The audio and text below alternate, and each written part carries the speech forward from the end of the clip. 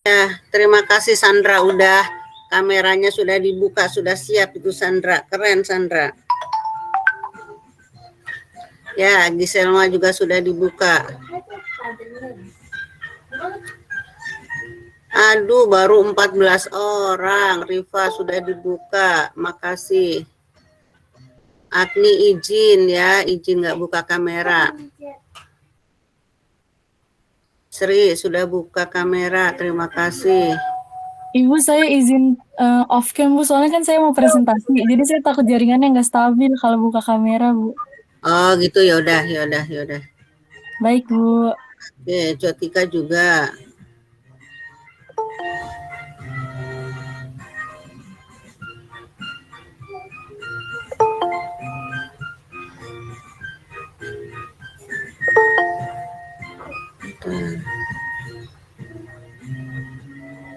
Kelompok 3 siap ya. Kamu sudah siap-siap aja sekarang supaya waktunya termanfaatkan.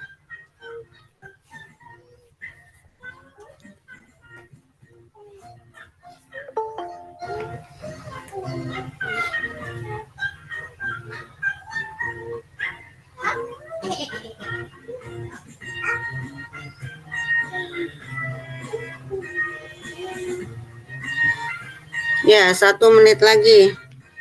Bersiap, Gitari, Graciela, Zehetkel, Jotika.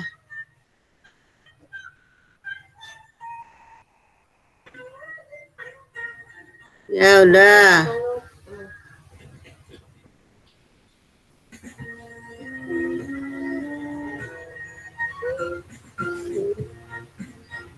Dua 12 orang lagi.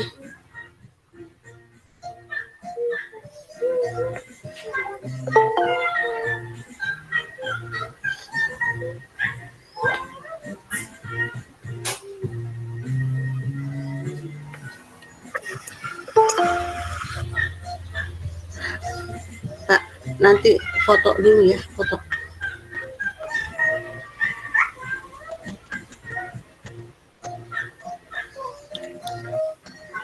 Oke, sudah 27 orang bergabung. Bismillahirrahmanirrahim ya, kita mulai saja memanfaatkan waktu karena ini materinya lumayan panjang.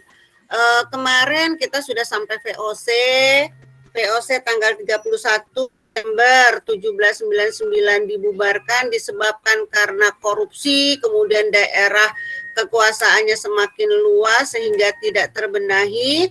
Kemudian berkebetulan di Perancis itu sedang maraknya revolusi Perancis ya, liberté, égalité, fraternité ya, itu kemarin disebutkan oleh kamu, dan ternyata juga menjiwai orang-orang di Belanda.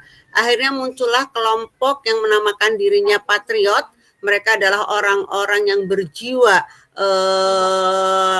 revolusi Perancis, dan kemudian mereka bisa membuat rasa tidak nyaman Pangeran William V, dan akhirnya merekalah yang mendirikan satu Republik Faza, daerah bawahan Perancis yang dikenal dengan nama Republik Batav. Mulailah dengan Republik Batav dan kemudian menugaskan Herman William Daendels untuk menjadi gubernur jenderal di Indonesia. Dan kemudian karena Herman William Daendels inilah kita mengenal Romusa, kita punya Jalan Anyar Panarukan. Tapi kemudian akhirnya Daendels yang memiliki tugas, bukan Romus, saya Rodi ya. Daendels yang memiliki tugas untuk mempertahankan Jawa dari Inggris ini tidak bisa apa-apa ketika Jawa dipimpin oleh, atau Indonesia dipimpin oleh Jansen. Karena Jansen melakukan pemerintahan itu tidak mendapatkan warisan yang bagus dari Daendels, karena prajuritnya ternyata lemah, ekonominya lemah ya.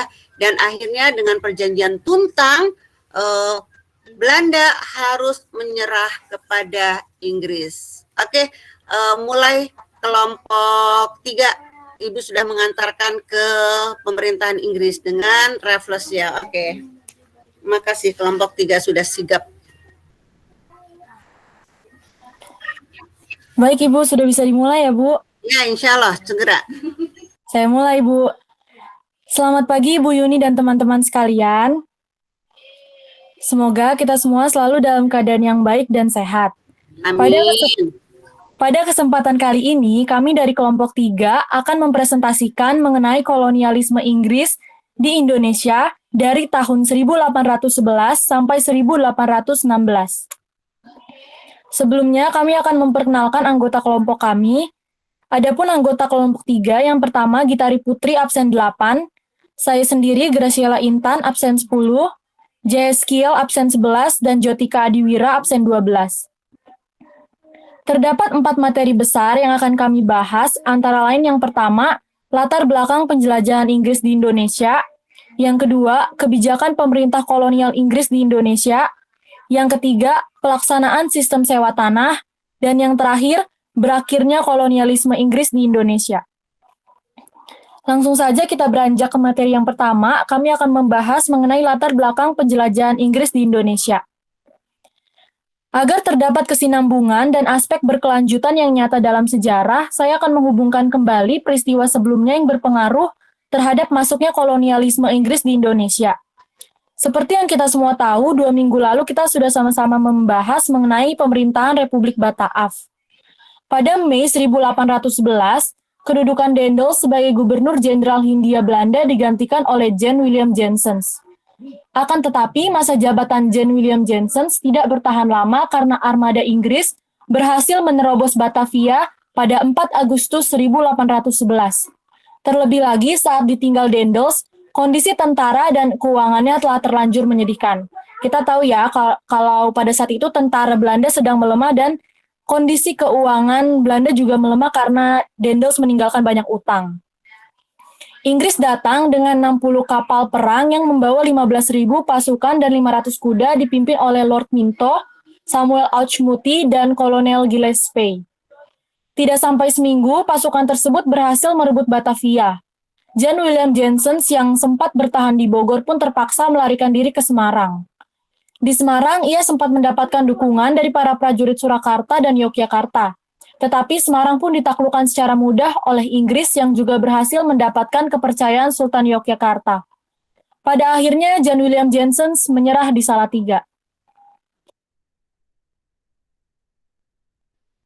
Akibat peristiwa menyerahnya Janssens dari serangan Inggris, muncullah kapitulasi atau perjanjian Tuntang, yang merupakan perjanjian dilakukan pihak Belanda dalam hal menyerahkan Kepulauan Nusantara kepada pemerintah Britania Raya atau Inggris. Perjanjian ini berlangsung pada 18 September 1811 di Desa Tuntang, Semarang. Pihak yang mewakili Belanda dalam perjanjian ini adalah Gubernur Jenderal Jan Willem Janssens. Sedangkan perwakilan dari pihak Inggris adalah Jenderal Sir Samuel Auch yang tidak lain adalah wakil Raffles. Berikut ini isi dari perjanjian Tuntang yang disepakati oleh Belanda dan Inggris. Yang pertama, seluruh Pulau Jawa berikut daerah taklukan Belanda diserahkan kepada Inggris. Yang kedua, semua utang yang terjadi selama pemerintahan Daendels tidak menjadi tanggung jawab Inggris. Yang ketiga, semua tentara Belanda menjadi tawanan Inggris. Dan yang keempat, semua pegawai yang mau bekerja sama dengan Inggris dapat ditempatkan pada kedudukan semula. Sebagai hasil perundingan antara Belanda dan Inggris, wilayah bekas jajahan VOC otomatis jatuh ke tangan Inggris. Dengan takluknya pertahanan Belanda di Jawa, maka Gubernur Jenderal Lord Minto membagi bekas daerah VOC menjadi 4 gubernemen, yaitu Malaka, Sumatera Barat, Maluku, dan Jawa, yang ditambah Madura, Palembang, Makassar, Banjarmasin, serta Sunda Kecil. Lord Minto kemudian mengangkat Thomas Stamford Raffles sebagai Letnan Gubernur Jenderal untuk wilayah Jawa dan sekitarnya. Selain Raffles, terdapat Dewan Penasihat yang terdiri atas Kolonel R.R. Gillespie, W.J. Cranston, dan H.W. Muntinghead.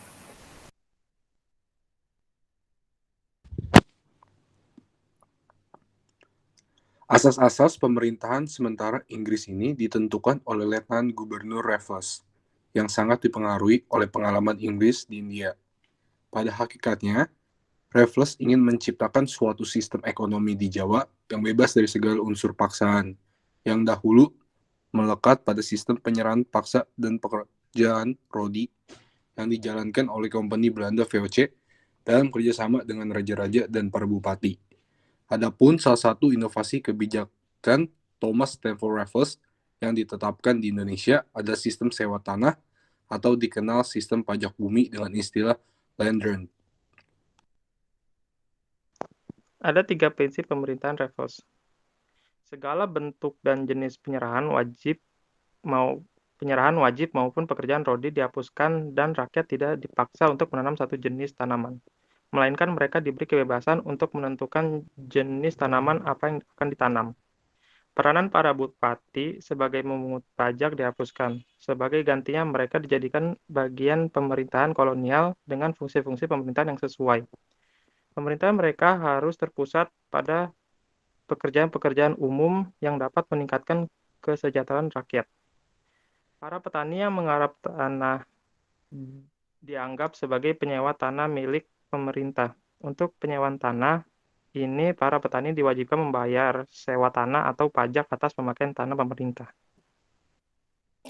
Selanjutnya, materi kedua, kami akan membahas mengenai kebijakan pemerintah kolonial Inggris di Indonesia.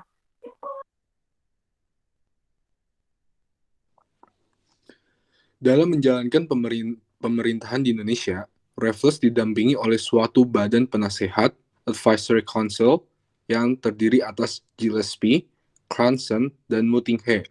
Tindakan-tindakan Raffles selama memerintah di Indonesia pada tahun 1811 sampai 1816 adalah sebagai berikut. Yang pertama, dalam bidang birokrasi pemerintahan.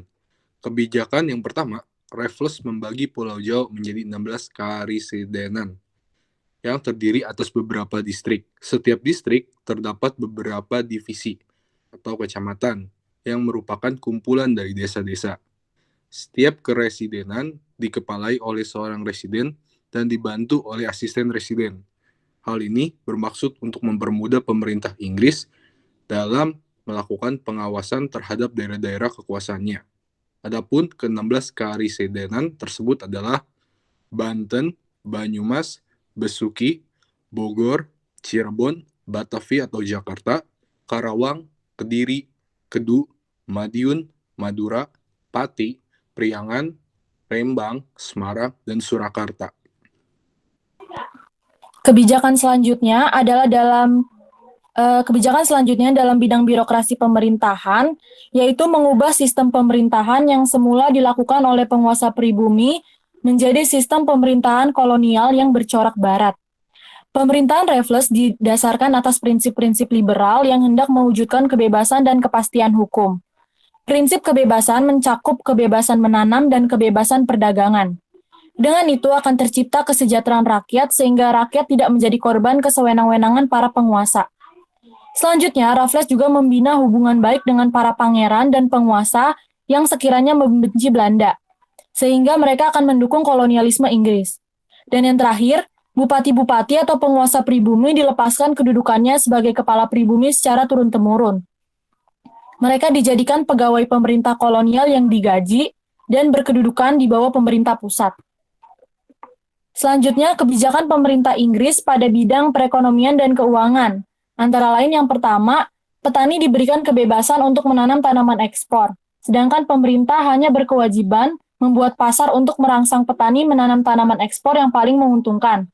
Kebijakan yang kedua, penghapusan pajak hasil bumi atau kontingenten yang sebelumnya diberlakukan oleh VOC, dan sistem penyerahan wajib atau Verlichte Leverantin karena dianggap terlalu berat dan dapat mengurangi daya beli rakyat. Yang ketiga, menetapkan sistem sewa tanah atau land rent. Sistem ini berdasarkan pada anggapan bahwa pemerintah kolonial adalah pemilik tanah dan para petani dianggap sebagai penyewa tanah pemerintah. Oleh karena itu, para petani diwajibkan membayar pajak atas penggunaan tanah pemerintah. Dan yang keempat, pemungutan pajak pada mulanya secara perorangan. Namun karena petugas tidak cukup, akhirnya dipungut per desa. Pajak dibayarkan kepada kolektor yang dibantu kepala desa tanpa melalui bupati. C. Bidang hukum. Sistem peradilan yang diterapkan Raffles lebih baik daripada yang dilaksanakan oleh Daendels. Apabila Daendels berorientasi pada warna kulit atau ras, Raffles lebih berorientasi pada besar kecilnya kesalahan. Menurut Raffles, pengadilan merupakan benteng untuk memperoleh keadilan, oleh karena itu harus ada benteng yang sama bagi setiap warga negara. D. Bidang sosial. Yang pertama, penghapusan sistem monopoli dan kerja rodi atau kerja paksa yang semula diberlakukan oleh VOC. Yang kedua, penghapusan perbudakan, tetapi dalam praktiknya beliau melanggar undang-undangnya sendiri dengan melakukan kegiatan sejenis perbudakan. Hal itu terbukti dengan pengiriman kuli-kuli dari Jawa ke Banjarmasin untuk membantu perusahaan temannya, yaitu Alexander Hare yang sedang mengalami kekurangan tenaga kerja. Dan yang ketiga ada peniadaan sistem pindeng atau disakiti, yaitu hukuman yang sangat kejam dengan melawan harimau. Bidang yang terakhir yaitu bidang ilmu pengetahuan. Kebijakan yang diberlakukan antara lain yang pertama, ditulisnya buku berjudul History of Java yang dibantu oleh juru bahasanya Raden Aryo Notodiningrat dan Bupati Sumeneb Noto Kusumo II. Kebijakan yang kedua yaitu memberikan bantuan kepada John Crowfoot, Presiden Yogyakarta, untuk mengadakan penelitian yang menghasilkan buku berjudul History of the East Indian Archipelago, diterbitkan dalam 3 jilid di Edinburgh, Skotlandia pada tahun 1820. Yang ketiga, aktif mendukung Batavia's Genootschap, sebuah perkumpulan kebudayaan dan ilmu pengetahuan. Yang keempat, ditemukannya bunga bangkai yang akhirnya diberi nama Rafflesia arnoldi. Dan yang terakhir, dirintisnya Kebun Raya Bogor. Materi yang ketiga, kami akan membahas mengenai salah satu kebijakan Raffles di bidang ekonomi, yaitu pelaksanaan sistem sewa tanah.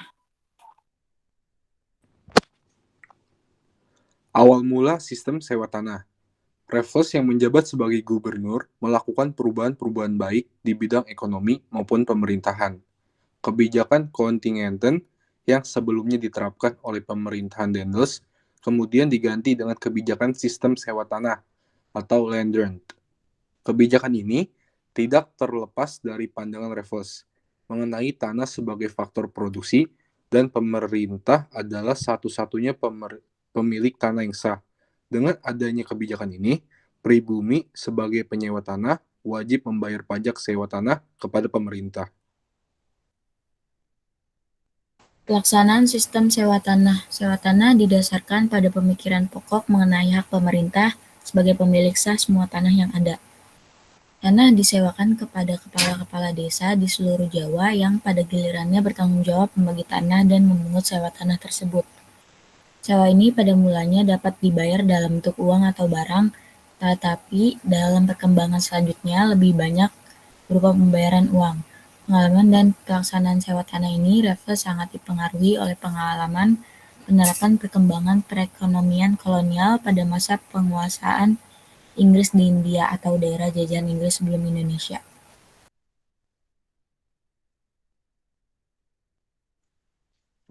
Pelaksanaan sistem sewa tanah. Raffles ingin menciptakan suatu sistem ekonomi di Jawa yang bebas dari segala unsur paksaan.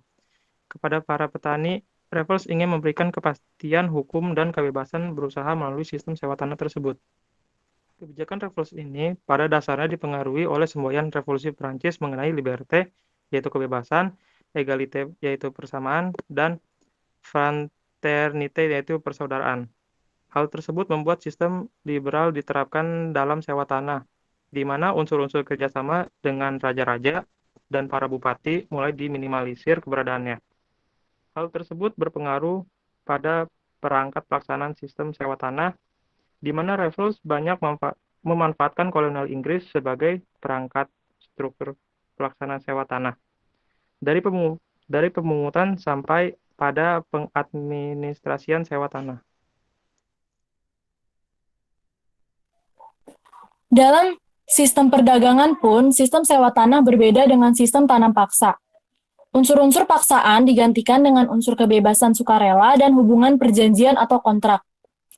Pada sistem sewa tanah, selain diberikan kebebasan untuk menanam, rakyat juga diberi kebebasan untuk melakukan perdagangan atau menjual tanaman mereka sendiri di pasaran bebas.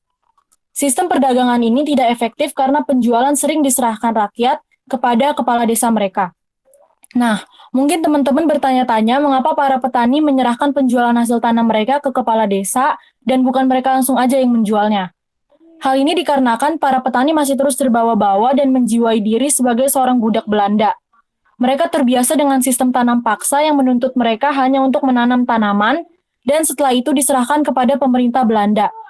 Jadi para petani tidak memiliki bekal yang matang dan pengalaman bagaimana harus menjual tanamannya di pasar bebas.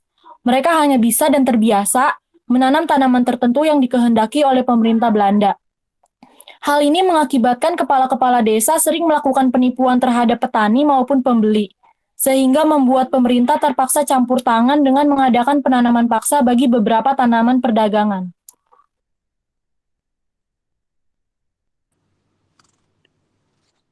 Alur pembayaran pajak sewa tanah.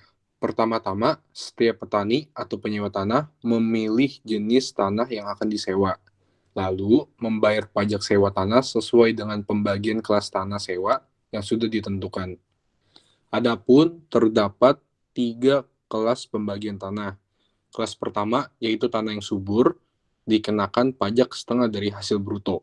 Kelas kedua yaitu tanah setengah subur, dikenakan pajak sepertiga dari hasil bruto. Kelas ketiga yaitu tanah tandus, dikenakan pajak 2/5 dari hasil bruto. Pajak dapat dibayar dengan uang maupun dengan beras. Pajak dengan uang diserahkan kepada kepala desa, selanjutnya disetorkan ke kantor residen. Sedangkan pajak berwujud beras langsung dikirim ke kantor residen setempat oleh yang bersangkutan atas biaya sendiri. Kebijakan pemungutan pajak residen dilakukan untuk mengurangi ulah penguasa setempat yang sering memotong atau mengurangi penyerahan hasil panen. Sebab para pejabat pribumi sudah dialihfungsikan menjadi pegawai pemerintah yang digaji. Adapun terdapat tujuan sistem sewa tanah yang diberlakukan oleh Raffles. Yang pertama, dengan adanya sistem sewa tanah, maka para petani dapat menanam dan menjual hasil panennya secara bebas untuk memotivasi mereka agar bekerja lebih giat sehingga kesejahteraannya menjadi lebih baik.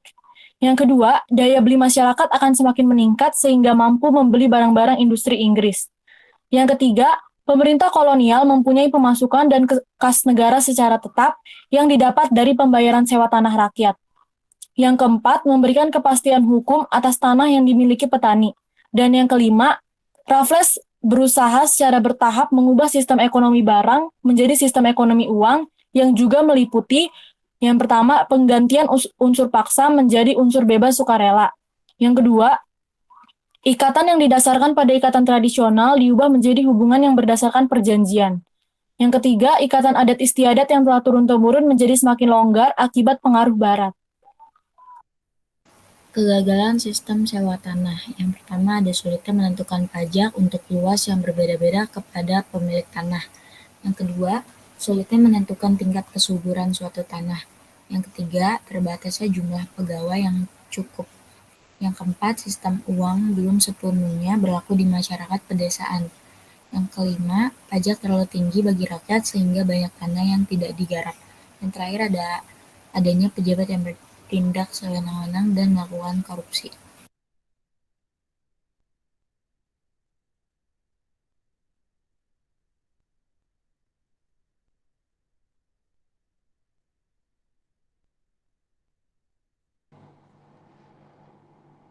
Pemerintahan Raffles di Indonesia cenderung mendapat tanggapan positif dari para raja dan rakyat Indonesia karena hal berikut ini. Yang pertama, para raja dan rakyat Indonesia tidak menyukai pemerintahan Dendels yang sewenang-wenang dan kejam. Kedua, ketika masih berkedudukan di Penang, Malaysia, Raffles beberapa kali melakukan misi rahasia ke kerajaan-kerajaan yang anti Belanda di Indonesia, seperti Palembang, Banten, dan Yogyakarta, dengan janji akan memberikan hak-hak lebih besar kepada kerajaan-kerajaan tersebut.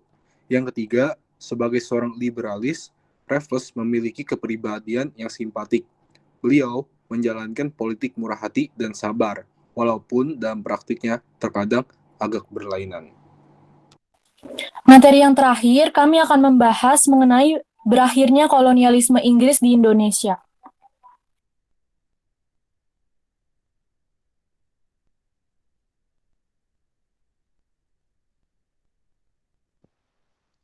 Awal keruntuhan kolonialisme Inggris bermula pada tahun 1814, ketika Inggris dan Belanda mengadakan pertemuan di London. Pertemuan ini didasari kemenangan Inggris atas Prancis yang berada di bawah pemerintahan Napoleon Bonaparte. Saat itu, Belanda adalah negara bawahan Prancis. Pertemuan antara Inggris dan Belanda menghasilkan kesepakatan yang disebut Convention of London yang ditandatangani pada 13 Agustus 1814. Adapun hasil dari Convention of London antara lain, Belanda menerima kembali jajahan yang diserahkan kepada Inggris dalam perjanjian kapitulasi Tuntang sebelumnya. Konvensi London menyatakan bahwa Inggris sepakat untuk mengembalikan Indonesia kepada Belanda. Penyerahan kekuasaan tersebut baru terrealisasi 2 tahun kemudian, tepatnya pada 19 Agustus 1816 di Batavia. Dalam proses penyerahan kekuasaan tersebut, Inggris diwakili oleh John Vendal, yaitu pengganti Raffles yang sempat berkuasa di Indonesia selama 5 hari. Sementara pihak Belanda diwakili oleh 3 komisaris jenderal, yaitu Elaut, Van der Capellen, and Buiskes. Kala masa sesudah itu, Raffles kemudian diangkat menjadi letnan gubernur di Bengkulu yang meliputi wilayah Bangka dan Belitung. Dan karena pemerintahan Raffles berada di antara 2 masa penjajahan Belanda, kolonialisme Inggris itu disebut sebagai masa interregnum atau masa peralihan. Selanjutnya pada tahun 1824, Inggris dan Belanda kembali berunding melalui Treaty of London tahun 1824. Isinya antara lain menegaskan yang pertama, Belanda memberikan Malaka kepada Inggris dan sebaliknya Inggris memberikan Bengkulu kepada Belanda. Yang kedua, Belanda dapat berkuasa di sebelah selatan garis paralel Singapura sedangkan Inggris di sebelah utaranya. Dengan demikian, disetujuinya hasil Treaty of London ini berakhirlah sepenuhnya masa kolonialisme Inggris di Indonesia. Demikianlah presentasi kami mengenai kolonialisme Inggris di Nusantara. Terima kasih atas perhatian Ibu Yuni dan teman-teman sekalian. Salam jas merah, jangan sekali-kali melupakan sejarah, karena sejarah adalah guru terbaik kehidupan. Akhir kata, Historia Vitae Magistra, dan terima kasih. Terima kasih kembali, keren. Diisi, kamu lengkap sekali, runut sekali. Semoga teman-temanmu nanti sama ya. Kemarin Ibu udah ngomong untuk kelompok 1, kelompok 2, kalian bisa memberi contoh untuk kelompok selanjutnya. Dan ternyata betul ya. Jadi kamu nggak kemana-mana, tapi runut sekali sehingga kelihatan sebab akibatnya dan keberlanjutannya itu kelihatan sekali. Pasti yang lain pun akan begitu. Oke, Graciela, Intan, siapa lagi tadi kelompok kamu? Gitari, Zehekel, Jotika. Silakan kamu buka pertanyaan. 3 saja lah. Untuk teman-teman yang memiliki pertanyaan dipersilahkan. Ya, harus seperti kemarin. Kemarin kan juga banyak pertanyaan bagus.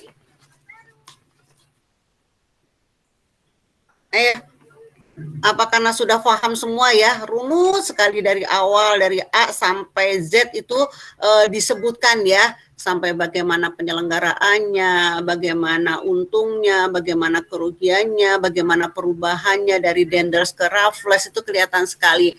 Dan Ibu akan mengingatkan kembali ke kamu, jadi jangan melupakan waktu kita ke kerajaan Kediri ya, ke kerajaan Erlangga, di mana Raffles yang seorang sarjana, sebenarnya dia sarjananya itu sarjana botani, tapi dia juga suka sejarah. Nah, pernah ingat nggak ketika dia memindahkan prasasti apa coba dari Erlangga itu ke India karena disangkanya namanya pinter, prasasti Kalkuta. Akhirnya sampai sekarang prasasti itu masih ada di Kalkuta. Oke, Ibu hanya sedikit saja memberi waktu untuk kamu bertanya. Oke, siapa yang mau bertanya? Apa memang udah jelas banget itu ya, Intan dan kawan-kawan memberikan informasinya, tapi pastilah ada di antara itu kamu masih ada yang kurang paham atau mungkin kamu punya pengetahuan yang berbeda dari apa yang disampaikan oleh Intan dan kawan-kawan. Gimana? Izin bertanya. Oke, Virginia. Nama saya Virginia, ingin bertanya ke kelompok 3. kan tadi disebutin ya, si Raffles ini pengen pokoknya di penjajahan Inggris ini si Raffles membentuk sebuah sistem buat ekonomi, buat memperbaiki ekonomi di Nusantara. Nah, apakah Raffles ini membentuk dalam bentuk kongsi dagang kayak VOC gitu atau gimana? Ya, apakah dia membentuk seperti kongsi dagang ya? Terima kasih. Oke, makasih Virginia. Satu lagi. Ayo. Bu, izin Oke, bertanya, Bu. Oke, William. Kan dari sistem sewa tanah bisa disimpulkan banyak keuntungan bagi Indonesia. Apalagi nggak terlalu mengandalkan paksaan dan kekerasan. Jadi apa keuntungan Inggris? Terima kasih, Bu. Ulangi lagi. Bagi sewa tanah itu sebenarnya kan keuntungan bagi Indonesia. Terus karena tidak memaksakan ya, seperti Denders. Terus apa yang terakhir pertanyaan kamu, William? Keuntungan buat Inggris apa ya, Bu? Oke, keuntungan buat Inggris itu apa? Oke. Baik, William dan Virginia. Apakah masih ada pertanyaan lagi atau dijawab, Bu? Langsung dijawab aja lah, karena waktunya kamu juga sudah hampir habis. Kasihan yang kelompok berikutnya. Baik, Ibu. Pertama-tama, terima kasih untuk Virginia dan William atas pertanyaannya. Langsung saja saya sebagai juru bicara kelompok 3, izin menjawab. Pertanyaan pertama dari Virginia, betul Inggris itu mempunyai kongsi dagang. Kalau Belanda kan punya VOC. Kalau Inggris ini dia punya EIC, yaitu East India Company. Nah, ini tuh yang diserahkan Lord Minto untuk diketuai oleh Raffles selama Raffles menjajah di Indonesia. Pertanyaan kedua, dalam sistem sewa tanah itu kan memang terlalu banyak keuntungan yang cenderung kepada pihak Indonesia. Nah, tapi sebenarnya ada juga loh keuntungan untuk Inggris. Sebelumnya di sini, seperti yang sudah dijelaskan di awal, Raffles ini kan memang seorang liberalis yang memiliki kepribadian dan motivasi yang baik ya. Jadi dia menjajah Indonesia semata-mata karena Raffles melihat melimpahnya sumber daya manusia Indonesia yang memiliki potensi. Hanya saja belum dimanfaatkan dengan baik. Jadi ia semata-mata ingin memanfaatkan sumber daya manusia Indonesia, lebih lagi dilengkapi dengan sumber daya alam Indonesia yang kaya dan melimpah ruah. Raffles juga kan seorang yang simpatik dan beliau menjalankan politik murah hati dan sabar. Jadi dalam setiap kebijakan dan inovasinya, ia itu tidak terlalu ingin membebani rakyat. Oleh karena itu, keuntungan Inggris di sini yang pertama, kita sama-sama tahu kalau dalam sewa tanah, pemerintahnya itu kan memberlakukan sistem pajak. Jadi dari pajak yang dibayarkan rakyat tersebutlah, pemerintah Inggris meraih keuntungan yang sebesar-besarnya. Sehingga mereka memiliki pemasukan dan kas pemerintahan yang tetap. Selain itu, dengan perekonomian rakyat yang makmur, rakyat juga akan menerima pemerintahan Inggris untuk terus menguasai dan menduduki Indonesia dalam jangka waktu yang lama sekalipun. Karena mereka merasa pemerintahan Inggris itu lebih baik daripada zaman Belanda sebelumnya, dan mereka pun merasa tidak terlalu dirugikan, terutama dalam aspek fisik ya, karena tidak mendapat paksaan maupun kekerasan. Dengan kesejahteraan masyarakat yang perlahan meningkat, kondisi ini akan memperkuat kedudukan Inggris di tanah jajahan, yaitu Nusantara. Alasan ketiga, dari ekonomi rakyat yang makmur, rakyat juga akan mampu nih membeli barang-barang industri dari Inggris. Dari situ juga Inggris akan mendapat pemasukan dan pendapatan untuk kas kenegaraannya yang tetap. Mungkin sekian yang bisa saya jawab, Bu Yuni. Terima kasih untuk pertanyaannya. Terima kasih banget Intan. Jawaban kamu tadi sampai Ibu ngomong ke orang rumah lancar Jaya. Jadi kamu benar-benar paham ya. Jadi Virginia sama William Ibu nggak akan ngomong lagi. Semua yang dijawab oleh Intan sebagai jubir kelompok 3 itu memang betul. Sudah itulah jawabannya ya. Hanya sayangnya ya yang bertanya William tadi kamu bertanya ada nggak sih keuntungan buat Inggris, itu sudah dijawab dengan baik. Ada. Hanya ntar dulu. Hanya sayangnya orang Indonesia yang benar yang ditelaah oleh William, orang Indonesia yang diuntungkan loh, karena mereka nggak dipaksakan seperti zaman Denders kan. Zaman Denders harus kina, kopi, kemudian teh. Nah ini bebas apa yang mereka mampu. Nah, itu keuntungan, itu yang dilihat oleh William, itu keuntungan bagi Indonesia.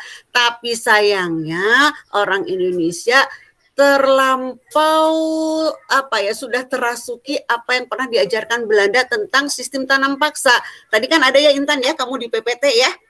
Akhirnya tidak berjalan dengan sempurna karena mereka juga ternyata tidak mengenal atau belum terlalu mengenal sistem uang. Jadi apa yang diberlakukan oleh Inggris tentang Landren ini ternyata tidak terlalu maksimal dimanfaatkan oleh orang Indonesia. Padahal keuntungannya sama-sama, keuntungan bagi Indonesia iya, keuntungan bagi pemerintahan Inggris iya. Hanya karena bangsa Indonesia sudah terlalu lama makan apa yang dirasuki oleh Dendels, jadi ini ternyata keuntungan ini tidak secara maksimal diambil oleh bangsa Indonesia. Intan, jawaban kamu untuk Virginia dengan Willy betul sekali Tan. Jadi Ibu hanya memberikan sedikit saja tentang ternyata ada sedikit kegagalan karena memang sistem uang di Indonesia, sistem sewa tanah di Indonesia belum berlaku dengan baik, tidak seperti di India. Itulah nanti kegagalannya, salah satu kegagalan dari Landren ini. Virginia, William sudah terjawab ya. Mau nggak mau kamu puas, orang memang jawaban Intan memang udah semua, jadi benar-benar paham. Tan, isi kamu karena apa yang Ibu lihat itu benar-benar ya berkelanjutannya kelihatan sekali, sebab akibatnya kelihatan sekali. Nah inilah Tan dan kawan-kawan yang dikenal dengan nama Merdeka Belajar. Sekarang kurikulum kita dikenal dengan nama kurikulum sekolah penggerak dengan sistemnya Merdeka Belajar. Ibu sudah mengambil, walaupun kamu tidak di kelas 11 tidak menggunakan kurikulum ini, baru di kelas 10, tapi dengan Ibu meminta kamu untuk cari itu materi, ternyata kamu bebas. Explore konsepnya kamu canggih sekali. Makanya Intan dan kawan-kawan, diisi ini Ibu kasih kamu A++. Jadi nilai tertinggi dari Ibu tuh A++ ya.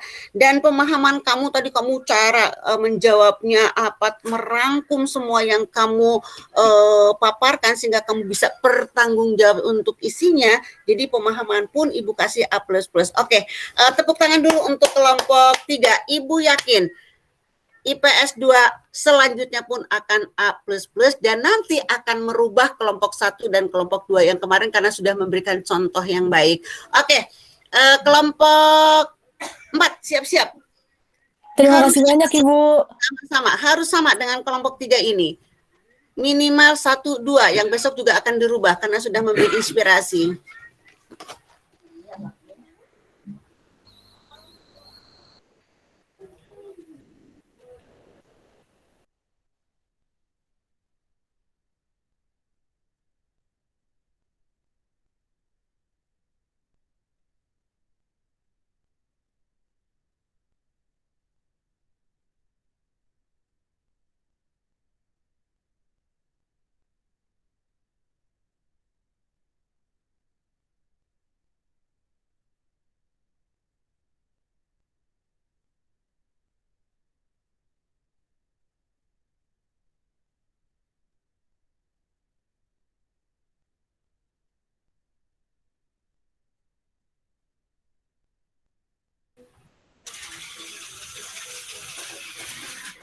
Tar dulu, ini sudah mulai apa gimana? Apa suara Ibu di suara ke Ibunya aja nggak ada ya? Gimana ini?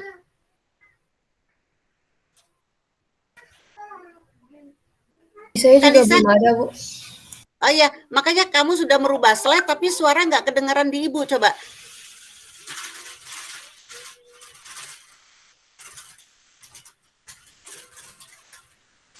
Ternyata sama di temanmu juga katanya nggak kedengaran. Ya, boleh Kalisa. Ibu sabar menunggu.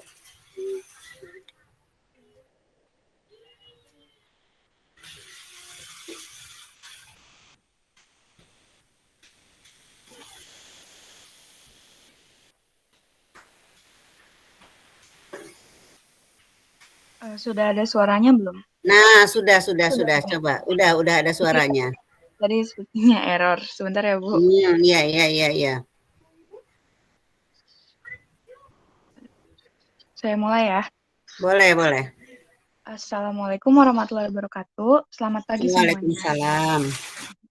Di sini saya dan kelompok saya akan mempresentasikan hasil diskusi kami tentang tanam paksa dan politik etis. Di sini saya Kalisa Danis bersama Mas Abiyu, Michelle Praisha, Muhammad Faris, dan Muhammad Zulfikar. Materi pertama tentang tanam paksa akan disampaikan oleh Mas Abiyu. Pengertian dan tujuan. Pengertian kultural tanam paksa atau kultur ialah suatu sistem yang bertujuan dan bermanfaat bagi Belanda. Tanam paksa merupakan peraturan mempekerjakan seseorang dengan paksa yang sangat merugikan pekerja dan tanpa diberi gaji dan tanpa istirahat. Tujuannya, tanam paksa adalah mengembalikan kondisi keuangan Belanda selepas krisis keuangan usai Perang Diponegoro. Selain itu, juga bertujuan untuk memberi keuntungan yang besar bagi pemerintah kolonial. Keterangan lebih dalam tentang sistem tanam paksa, yaitu peraturan yang dikeluarkan oleh Gubernur Jenderal Johannes van den Bosch pada tahun 1830 yang mewajibkan setiap desa menyisihkan beberapa tanahnya, yaitu 20%, bagi ditanami komoditi ekspor, khususnya kopi, tebu, dan tarum atau nila. Hasil tanaman ini akan dijual kepada pemerintah kolonial dengan harga yang sudah dipilihkan dan hasil panen diserahkan kepada pemerintah kolonial. Penduduk desa yang tidak memiliki tanah wajib bekerja 75 hari dalam setahun. Nanti hasilnya 20% pada kebun-kebun milik pemerintah yang dibentuk menjadi semacam pajak. Tanam paksa adalah era yang paling eksploitatif dalam praktek ekonomi Hindia Belanda. Sistem tanam paksa ini jauh lebih keras dan kejam dibandingkan sistem monopoli VOC, sebab mempunyai sasaran pemasukan penerimaan negara yang sangat dibutuhkan pemerintah. Petani yang pada zaman VOC wajib menjual komoditi tertentu pada VOC. Sekarang wajib menanam tanaman tertentu dan sekaligus menjualnya dengan harga yang diteguhkan kepada pemerintah. Aset tanam paksa inilah yang memberikan sumbangan luhur bagi modal pada zaman keemasan kolonialis liberal Hindia Belanda pada 1835 hingga 1940. Berakhirnya sistem tanam paksa. Jumlah jam kerja yang tidak manusiawi pada tanam paksa berlangsung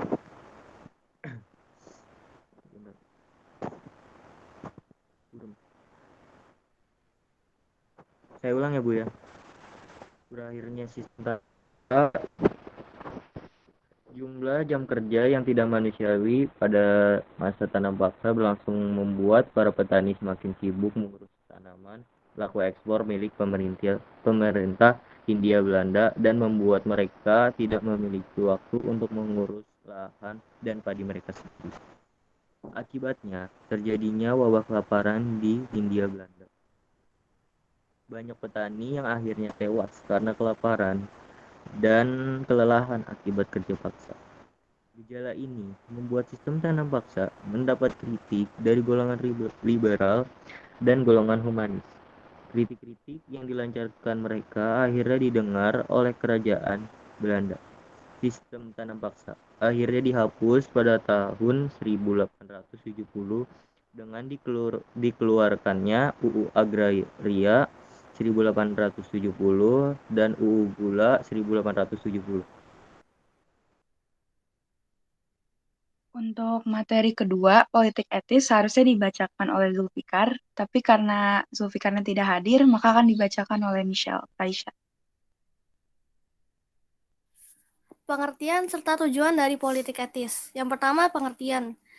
Politik etis atau politik balas budi adalah pemikiran progresif bahwa pemerintah Belanda mempunyai kewajiban moral menyejahterakan penduduk Hindia Belanda, sebab telah memberikan kemakmuran bagi masyarakat dan kerajaan Belanda.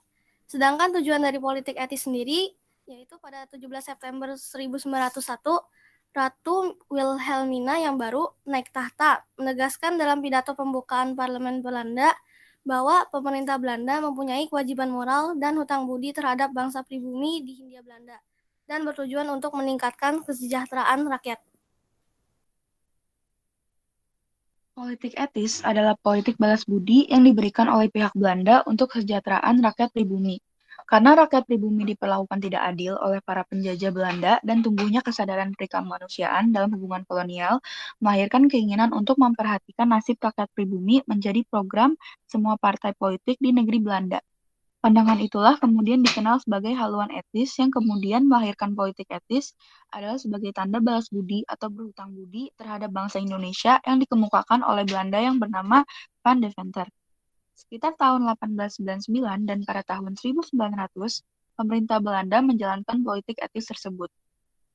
Oleh karena itu, perkembangan yang didasarkan atas politik kesejahteraan serta politik asosiasi ini kemudian menimbulkan golongan intelektual Indonesia yang penuh dengan kesadaran akan harga dirinya dan sebaliknya sadar akan keadaan serba keterbelakangan dari masyarakatnya. Dengan adanya kesadaran kaum intelektual Indonesia, itu aspirasi-aspirasi untuk mencapai kemajuan yang mereka anggap menjadi haknya dan hak masyarakatnya. Berakhirnya politik etis. Politik etis yang dimulai dengan penuh semangat, pada awal tahun kedua berdasawarsa kedua mulai kabur dan laksana diragukan. Perkembangan sosial politik sejak pembangunan nasional dan pecahnya PD1 menimbulkan situasi politik yang melemahkan tujuan seperti termaktub dalam politik. Bahkan kehidupan rakyat semakin tergantung kepada pengusaha pemilik modal sebagai penyewa tanah dan tenaganya. Tingkat kehidupan ekonomi rakyat tetap rendah, perbedaan di bidang ekonomi, sosial, dan politik antara golongan yang asing dengan golongan pribumi sangat besar. Bahkan diskriminasi berdasarkan warna kulit semakin tajam. Karena menguntungkan, perbedaan yang mencolok tersebut tetap dipertahankan. Suatu kejutan bahwa politik etis gagal. Sekian dari kelompok kami. Mohon maaf atas banyak kurangnya. Wassalamualaikum warahmatullahi wabarakatuh. Waalaikumsalam warahmatullahi wabarakatuh. Oke, ada pertanyaan nggak di sini? Harus ada pertanyaan karena waktu kita lumayan 15 menit lagi. Tapi dengarkan dulu kelompok 4. Tadi ketika kamu eksplor materi itu ternyata Neng Kang di inti itu kamu kurang memasukkan hal yang penting. Nah, jadi tadi Ibu mendengar baru apa latar belakang diadakannya tanam paksa, yaitu karena kas Belanda kosong. Kenapa kas Belanda kosong? Itu kan karena di Indonesia itu ada perang yang begitu memakan biaya, yaitu perang Diponegoro dan perang Padri. Nah, tapi kebijakan dari atau syarat-syarat dari tanam paksa kayaknya Ibu nggak dapat deh tadi, Neng, atau terlewat. Contoh nih begini. Ketika Van den Bosch ini melakukan tanam paksa, ada syarat-syaratnya di situ. Syarat-syaratnya itu seperti memudahkan rakyat, seperti tadi Raffles ya, memudahkan rakyat. Tapi kalau Raffles memang melakukannya, tapi kalau Van den Bosch enggak. Contoh nih, kamu ada enggak? Takutnya Ibu yang kelewat. 1/5, jadi para petani harus mempersiapkan atau memberikan 1/5 tanah yang subur kepada pemerintah. Kemudian waktu kerja bertani tidak lebih dari menanam padi. Kemudian apabila ada yang gagal itu ditanggung oleh pemerintah. Ada nggak tadi? Kayaknya Ibu nggak nemukan deh. Ada nggak atau Ibu kelewat, Kalisa dan kawan-kawan? Dan inilah nantinya akhirnya membuat susah hidup masyarakat Indonesia. Karena yang tadinya 1/5 tanah yang subur, itu akhirnya tidak 1/5, semuanya tanah. Kemudian waktu bekerja tidak lebih dari menanam padi, ternyata tahun-tahunan mereka bekerja di perkebunan. Nggak ketemu tadi kayaknya, Neng. Coba kamu lihat lagi deh. Iya, Bu. Belum ditaruh sama saya. Walah, sayang banget belum ditaruh. No, jadi Ibu baru ngasih A+ ya. Nanti kalau umpamanya kamu naruh, nambahin bolehlah Ibu tambah. Oke, ada pertanyaan sebelum Ibu nambahin tadi teman-temanmu yang katanya kurang, belum naruh materi itu. Sayang sekali, Neng. Karena memang itulah hal yang penting. Jadi kita bisa kilas balik. Oh, ternyata ini syaratnya. Tapi ternyata berlakunya begitu. Nah, oke, nggak apa-apa. Oke, Virgina sama Intan sudah mengangkat tangan. Kita ke Intan dulu ya, Virgin ya, karena tadi kamu sudah dapat duluan ya. Oke, setelah itu baru Virgin. Intan. Saya mau tanya terkait penjelasan tambahan Ibu sih Bu tadi. Kan sebelumnya Kan sebelumnya bangsa Indonesia udah enak ya dikasih sistem sewa tanah sama Inggris. Terus selanjutnya dalam kurun waktu yang singkat tiba-tiba diubah lagi nih jadi tanam paksa. Itu pada saat itu raja-raja, rakyat ataupun pemerintah Indonesia apakah nggak ada perlawanan dulu Bu terkait kebijakan sewenang-wenangnya Belanda Oke. Jadi berubah seketika gitu ya. Kemudian adakah tindakan dari rakyat Indonesia atau pejabat Indonesia ya terhadap perubahan itu ya Intan ya? Iya Bu, yang menentang Oke, gitu. ada pertentangan nggak? Oke, Kalisa dan kawan-kawan itu pertanyaannya ya. Pertanyaan Intan. Virgin. Iya, jadi saya mau tanya, tadi kan disebutin politik etis ya. Nah, bentuk-bentuk dari politik etis itu apa aja? Oke, tadi ada politik etis. Memang ini ya, akhirnya setelah tanam paksa, kemudian orang-orang di Belanda itu apa ya, Neng, bingung. Ibu sedikit saja. Siapa tahu nanti bertanya kembali seperti Intan dari penjelasan Ibu. Jadi begini, Neng. Tahun 1830 diadakanlah sistem tanam paksa. Neng, tahun 1840 baru 1 dekade itu utang-utang Belanda di Eropa itu ternyata habis, Neng. Bahkan pembangunan itu di mana-mana. Orang-orang Belanda nggak tahu bagaimana cara kerjanya si Van den Bosch kok sampai begini. Nah, akhirnya orang-orang liberal, salah satunya Van de Venter, meneliti bagaimana sih cara kerja dari Van den Bosch sampai menyulap yang namanya Belanda yang tadinya termiskin di dunia, akhirnya menjadi hampir terkaya di dunia. Akhirnya ternyata banyak penyelewengan dan penyiksaan penduduk, sehingga mereka meminta bayar apa yang pernah dilakukan bagi rakyat Indonesia sehingga miskin, sehingga kelaparan, sehingga kemudian minus penduduk. Nah, dilakukanlah pembayaran itu dengan politik balas budi, politik etis. Yang ditanyakan Virginia, apa bentuknya gitu ya Virginia? Apa contohnya gitu ya? Bentuk dari politik etis itu ya? Oke. Itu saya juga mau nambahin Bu. Ya, apa tuh? Selain bentuk politik etis, apakah ada, kan tadi dampak buruknya aja ya, jadi dibubarin politik pergerakan politik etis. Nah, sebenarnya ada dampak baiknya nggak sih buat Indonesia ke depannya gitu? Oke. Ada dampak baiknya enggak? Oke. Halisa, tinggal dijawab Halisa. Dari tahun 1811, 1816 yang namanya Raffles memperbaiki keadaan. VOC begitu kejamnya, Danders begitu kejamnya, kemudian dirubah oleh Raffles. Dibebaskan rakyat untuk nanam apa saja, tidak ditarget. Hanya sayangnya rakyat tidak terampil. Nah, kemudian akhirnya dari tahun 1816 ke 1830 terjadi perubahan.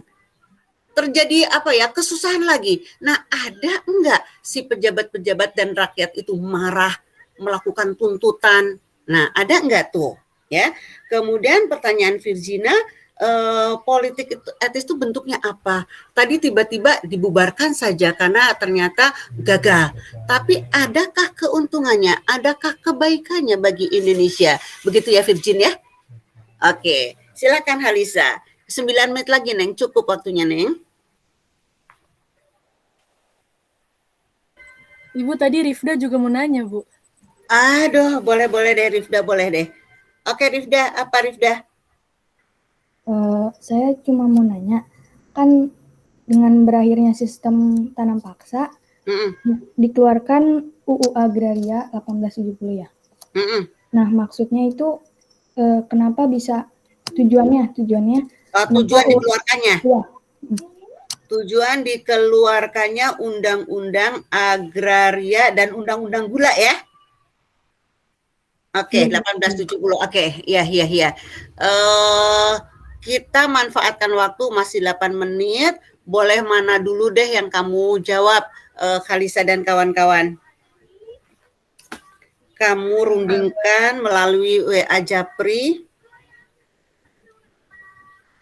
Saya mau jawab pertanyaan Rifda dulu ya, Bu. Boleh. Tadi kan nanya yang ditanya tujuan dikeluarkannya Undang-Undang Agraria 1870. Itu tuh sebelumnya dampaknya kan, ada dampaknya. Perkebunan tuh diperluas, baik di Jawa maupun di luar Pulau Jawa. Angkatan laut dimonopoli oleh perusahaan KPM, yaitu perusahaan pengangkutan Belanda. Dan untuk tujuannya, bisa untuk melindungi hak milik petani atas tanahnya dari penguasa dan pemodal asing, terus memberi peluang kepada pemodal asing untuk menyewa tanah dari penduduk Indonesia seperti Inggris, Belgia, Amerika Serikat, Jepang, Cina, dan lain-lain, dan untuk membuka kesempatan kerja kepada penduduk untuk menjadi buruh perkebunan.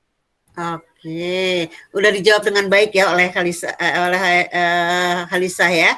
Jadi keuntungannya apa? Jadi ini menata kembali tanah-tanah milik rakyat yang boleh disewakan kepada siapapun, tidak dimonopoli lagi tuh tanah oleh satu pemerintah saja, tapi siapapun boleh menyewa dalam waktu jangan lupa Halisa ternyata nantinya juga merugikan ya, dalam waktu 70 tahun lamanya ini ya. Nanti ada masalah lagi ya. Jadi setiap perbaikan itu ternyata tidak berkepihakan kepada rakyat Indonesia, seolah-olah mah baik, ternyata nanti kesananya banyak yang membelokkan membelokkan intinya ya. Itu benar Halisa. Jadi tujuannya adalah di situ bisa disewakan kembali, rakyat di sana bisa banyak tempat bekerja ya. Itu pertanyaan Rifdah tentang apa tujuannya dikeluarkan Undang-Undang Agraria. Sudah terjawab. Oke, pemahaman kamu sudah A+, tapi kalau sudah bisa menjawab Intan dan Virgin, kamu bisa menjadi A++. Walaupun isinya nggak apa-apa lah A+ dulu, asal kamu inti dari permasalahan atau pertanggungjawaban dari materi bisa kamu jawab. Dengan kamu jawab pertanyaan Intan dengan Virgina, berarti kamu tanggung jawab atas paparan yang kamu informasikan. Oke, gimana tuh pertanyaan Intan? Ada nggak sih berontak gitu rakyat dengan raja-raja dengan adanya sistem tanam paksa itu? Berubah dari yang tadi yang memudahkan? Saya mau jawab lagi ya, Bu. Oke, kamu jubirnya? Oke deh, kalau kamu jubirnya. Ya. Ya. Jadi kan namanya juga sistem tanah paksa itu kan banyak merugikan orang lain dan bisa untung juga buat yang Belanda.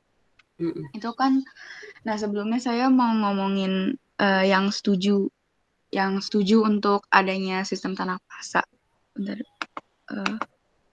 Sebentar. Sebuah lembaga pemilik saham yang bernama NHM atau Netherlands Handelsmaatschappij. Iya. Dia tuh mendukung agar tanam paksa ini terus dilakukan. Soalnya karena dengan dia mendukung pelaksanaan tanam paksa ini, dia mendapat hak monopoli untuk mengangkut hasil tanam paksa dari Hindia Belanda ke Eropa. Meskipun demikian, pastinya banyak juga yang nggak setuju sama pelaksanaan tanam paksa. Pihak yang melarang pelaksanaan tanam paksa adalah kelompok masyarakat yang merasa kasihan pada penderitaan rakyat pribumi.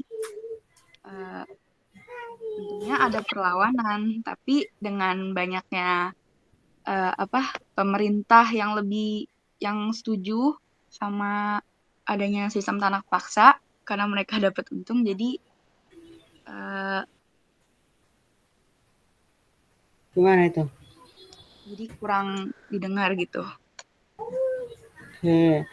Ada hal yang setuju. Yang setuju ya pastilah para pengusaha-pengusaha Belanda. Salah satu contohnya adalah Netherlands Handelsmaatschappij. Dia bisa memonopoli, dialah badan satu-satunya untuk pengangkutan barang pada masa tanam paksa. Jelas dia nggak mau lah tanam paksa itu diakhiri. Para bupati yang tidak tanggung jawab juga lebih suka banyak tanam paksa karena dia juga dipekerjakan lagi oleh Van den Bosch untuk mengambil pajak yang nanti oleh dia besarkan, ternyata di situ ada kultur prosenten. Apa itu kultur prosenten? Jadi apabila para pegawai bisa mengambil pajak lebih dari yang diwajibkan, itu dia akan mendapat hadiah. Nah, makanya mereka lebih menyiksa lagi rakyat. Tapi yang ditanyakan Intan, dari pemerintahan raja-raja di Indonesia nih, ya Tan ya, ada enggak perlawanan? Iya, Bu. Berarti kalau dari jawabannya Ibu sama Kalisa, nggak ada yang nyuarain suara rakyat kecil, Bu? Seolah-olah. Nah, maka dari itu, ini kan tadi Ibu menggambarkan, Tan, jawaban Ibu belum berakhir. Ini kan masih ngasih kesempatan bagi Halisa. Jadi, Tan, jawaban itu Bu begini, Tan. Kalau bagi pengusaha Belanda ya senang-senang aja dong, ya enggak? Seperti NHM tadi. Bagi bupati senang-senang aja dong, karena dia kepanjangan tangan yang bisa mempermainkan pajak, yang rusak siapa? Rakyat. Nah, di kalangan rakyat, di kalangan raja-raja yang dirugikan, ada tidak? Gitu kan, belum selesai, Tan. Ada tidak perlawanan itu? Jadi kalau umpamanya tadi jawaban Halisa seperti yang disimpulkan oleh Intan, seolah-olah memang tidak ada perlawanan gitu ya, Tan ya. Itu jawaban Halisa. Nah, karena Halisa hanya melihat dari sudut pandangnya NHM, sudut pandangnya bupati-bupati atau asisten residen yang feodalis, yang masih memanfaatkan tenaga rakyat untuk dipaksa dibayar pajak karena dia akan mendapat kultur prosenten, artinya itu dia akan mendapatkan kelebihan dari itu. Adakah kemudian rakyat marah? Maaf Bu, saya boleh tambahin nggak ya? Boleh Halisa, apa tuh? Jadi kan tadi yang ditanya, ada nggak yang menyuarakan suara rakyat terhadap sistem tanam paksa gitu. Nah, ada nih Edward Douwes Dekker. Dia tuh keturunan Belanda yang memperjuangin keadilan rakyat Indonesia, terlebih pada sistem tanam paksa. Sebentar. Ya, teruskan, betul. Jadi kalau umpamanya kamu mengambil dari pertanyaan Intan yang kedua, karena seolah-olah Intan menyimpulkan Ibu dan kamu tidak ada yang melawan. Nah, akhirnya dia nambahin, emang nggak ada tuh yang menyuarakan? Ada. Salah satunya jawaban dari Halisa, Edward Douwes Dekker, dia Bupati Lebak. Nah, dia kemudian mengarang buku Max Havelaar. Dia kemudian mengganti namanya, ganti nama seperti orang Indonesia, Multatuli, yang selalu menderita. Jadi dia nggak mau terlalu dia mengkritik, ternyata kejam sekali yang namanya tanam paksa. Nah, jadi di situ sudah ada terang tuh, titik terang. Ada nggak perlawanan? Jangankan orang Indonesia, orang Belanda pun banyak yang menyerang. Salah satunya nanti adalah Edward Douwes Dekker, Van de Venter, Eliot, dan lain sebagainya. Itu yang menyerukan politik etis akhirnya. Langsung saja, Intan dan kawan-kawan, bukankah nanti teman-temanmu itu ada yang punya tugas untuk perlawanan di Batak, perlawanan di Aceh, perlawanan di Jawa. Itu untuk apa? Untuk melawan kekerasan atau tindakan kesewenang-wenangan dari Belanda itu, Tan. Ya kan? Nanti mereka punya bagian kan ya, itu bisa ditanyakan lagi, Tan. Adakah kamu kan pandai mengkaitkan, Tan? Tadi ke awal kamu bicara kan kamu mengkaitkan dulu yang peristiwa lalu ke peristiwa yang akan sedang dilaksanakan. Nah, besok kamu kaitkan kembali. Jadi, Halisa, tadi kalau umpamanya kamu punya atau berpikiran panjang, oh ya, teman-teman saya kan juga punya tugas tuh. Ada perlawanan Maluku, perlawanan di Jawa, perlawanan di Bali, perlawanan di Aceh. Nah, itu adalah pertanyaan dari Intan. Mereka nggak mau dibegitukan saja, ditindas ya, apalagi dengan tanam paksa. Itu Halisa, jawabannya ada, yaitu nanti teman-temanmu yang akan menyerukan, teman-temanmu yang akan melakukan pemberontakan di Aceh, di Bali, di Jawa, di Maluku, Bahkan tapi harusnya juga ada di Banjarmasin ya, hanya tidak ada waktu. Jadi akhirnya Banjarmasin di-cut untuk dibaca sendiri saja. Itu Tan. Nah, sekarang kamu jangan nanya dulu lagi Tan, jangan nanya dulu lagi. Sekarang biar kasih kesempatan Virginia dijawab dulu, karena kita udah lebih 2 menit. Halisa sebagai jubir, tolong satu lagi aja pertanyaan Virginia. Adakah politik etis yang kemudian dibubarkan seolah-olah gagal itu bermanfaat bagi bangsa Indonesia? Bentuknya apa dulu? Bentuknya apa dulu? Ditanyakan bentuknya apa dulu, kemudian adakah manfaatnya? Ya, Bu. Tadi katanya Faris mau jawab, Bu. Oke, Faris. Ya, Faris. Bentuknya apa? Bentuk dari politik etis ada irigasi atau pengairan. Pinter. Iya, terus? Terus ada imigrasi untuk mengajak. Pinter. Iya, terus? Lalu ada edukasi dengan membangun sarana pendidikan. Pinter. Sudah terjawab. Bentuknya apa? Ketika Belanda mendapatkan batik slot, Intan dan kawan-kawan. 10 tahun diberlakukan tanam paksa, ternyata orang-orang Belanda berfoya-foya, sedangkan bangsa Indonesia di Grobogan, Demak itu mati kelaparan. Karena nggak punya waktu untuk menanam padi untuk makannya sendiri, karena mereka hanya berpikiran tanaman-tanaman ekspor yang untuk menguntungkan negeri Belanda. Akhirnya dilakukanlah oleh Van de Venter dan kawan-kawan, bayar utang budi itu yang dikenal dengan nama politik etis. Bentuknya apa? 3. Trilogi Van de Venter. Faris, itu namanya trilogi Van de Venter ya, tambahkan oleh kamu ya. Trilogi Van de Venter. Apa isinya? Beri pengajaran edukasi. Kemudian beri, Jawa ini dari dulu padat penduduknya. Kirim atau sebarkan penduduk Jawa, imigrasi. Kemudian air-air di ladang-ladang Jawa itu tidak banyak, ladang penduduk. Kasih pengairan, irigasi. Nah, itu adalah bentuknya Virginia. Trilogi Van de Venter. Edukasi, imigrasi, dan irigasi. Tapi Intan dan kawan-kawan, apa yang menyebabkan kegagalan? Tadi kan disebutkan gagal oleh Halisa. Padahal bentuknya sudah jelas ada. Edukasi, imigrasi, irigasi. Nah ini makanya Halisa tadi untung Faris jawab ya. Padahal tidak ada kan di kamu bentuknya ya. Untung Virginia juga teliti banget.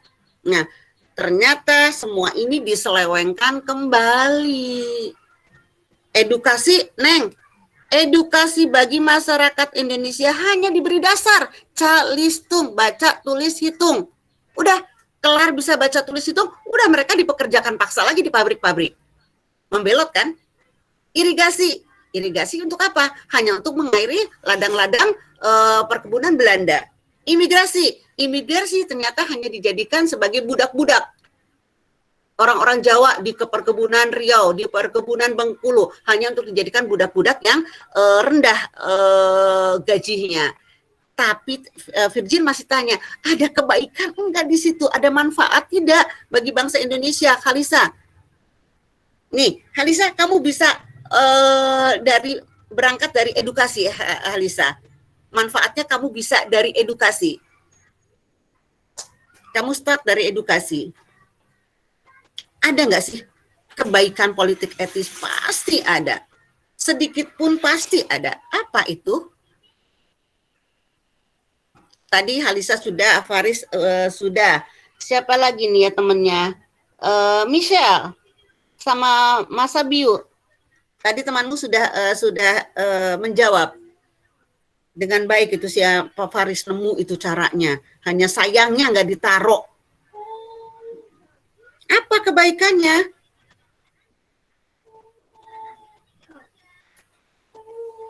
Kamu ayo segera gelis, Kasep. Kita waktunya udah 6 menit. Ya, gimana Mas Biu? Oh, yang tadi yang Paris itu saya yang nyari, Bu. Oh, nggak apa-apa. Pokoknya kan satu tim ya, nggak apa-apa.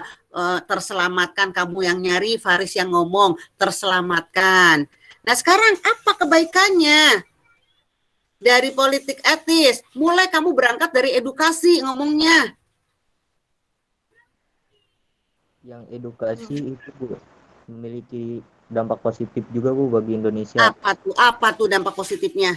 Munculnya pada para kaum yang terpelajar yang pintar.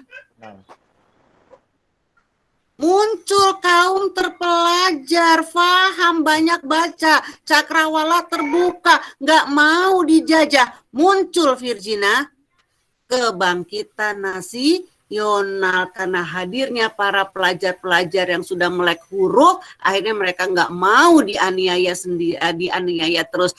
Dan yang lahir di situ adalah kelompok bangsawan.